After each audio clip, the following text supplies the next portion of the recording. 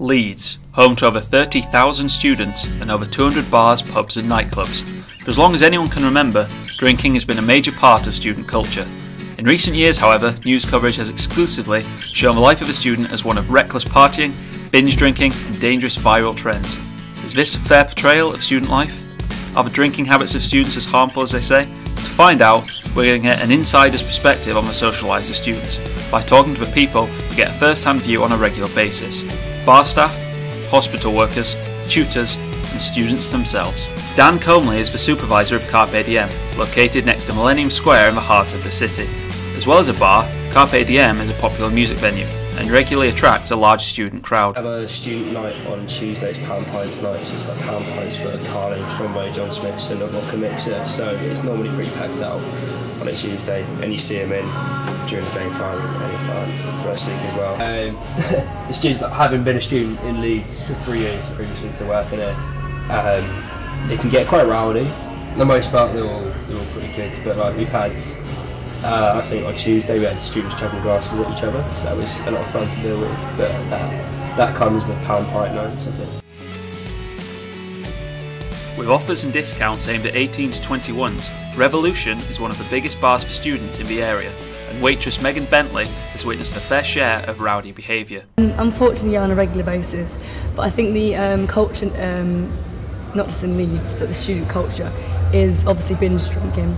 It's a pastime, as students have time and money on their side, but also we often find they come to the bar already drunk because of the pre-drinking culture.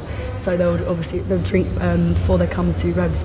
So on a few occasions, we're not actually meant to serve drunk people, but I know my colleagues do, because we're all young ourselves who work behind the bar, so we know what it's like to go out and have a good time. So often there's situations where people do get served when maybe they shouldn't, but we've got a strong security team, so if anything does get out of hand and someone is drunk and disorderly, where they have to get taken out of the building basically. I've had a few girls, if they fall asleep in the toilets for example, that's an automatic kick out. Yes, I think it has been for many years now, and I admit something I was a part of when I was a student, but as I've got older and since graduating, I think it's a cycle that you do get out of. But I'm noticing now the people that do come in are a lot of first years. I think it's become a social norm. So it's a way to make friends, especially if you've come from another city and you're in Leeds for the first time. It's not really a social norm to go out, say, bowling or to the cinema. People go out and get absolutely smashed. In a survey conducted by studentbeans.com, 20% stated that they would not be able to survive a term of university without alcohol. 53% of students admitted to missing a lecture after a night of drinking.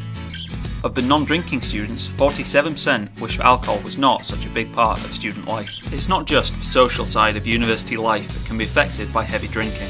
You could be taking a risk with your personal safety. In a survey of over 2,000 students in the UK, 59% said that they had experienced memory loss, 37% stated that they couldn't remember how they'd gotten home, while 48% had to walk home alone. Of the 2,000 plus surveyed, 33% stated that they had been injured while drinking.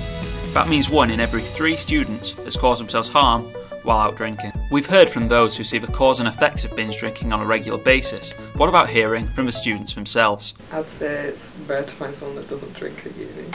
I've seen a lot of people make themselves quite ill with drinking, or like have to, not just like your typical hangover, but having to go get your stomach pumped and stuff like that, or alcohol poisoning. And I work in a bar as well, so you see a lot of drunk people and they'll fall downstairs or they'll break glasses and things like that, so it can be quite hazardous.